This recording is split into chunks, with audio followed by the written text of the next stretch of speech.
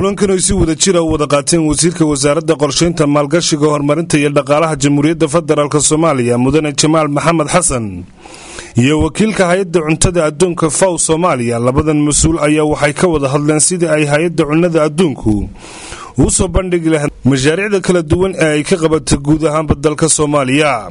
wasiir Jamaal sidoo kale waxa uu hay'adda cunnada adduunka uga mahad celiyay sida ay u aqbaleen baaqi dawladda federaalka Soomaaliya ee sidii hay'adaha caalamiga ah ee xafiisyadooda uga furan lahaayeen magaalada Muqdisho. wakiilka hay'adda FAO ayaa sheegay in uu soo dhaweynayo isla markaana ku faraxsan yahay kulankan uu la qaatay wasiirka qorsheynta maalgashiga horumarinta iyo dhaqaalaha dawladda federaalka Soomaaliya.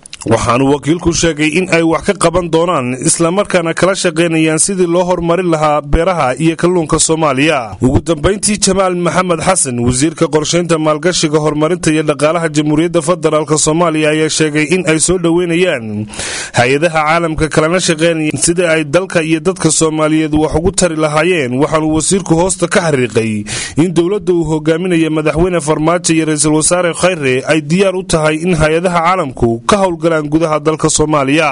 FAO ay wakiilkeeda Muqdisho xaruntiisa Muqdisho ay ku soo celiso meeshii xarunta bariga deganaan jireen oo magaalada Muqdisho ay xarun noqoto Nairobi aan ka shaqeynin.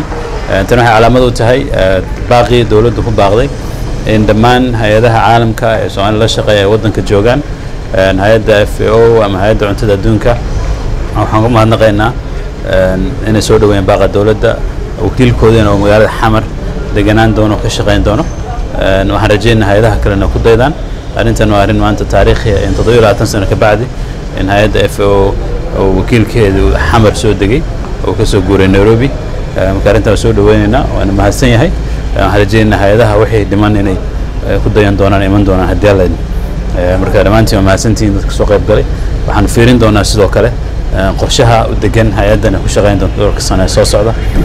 waa isla fiirinay hadda ka hor hadda waxaan rabnaa inaan fiirino sanadkan inta ka dhiman iyo 3 sano ku xigta 4 sano ku xigta si qorshayaashooda iyo qorshaha qaranka qorshaha dawladda isku waafaqaan. Maxamed Bashiir Nuur Greek Ariel TV.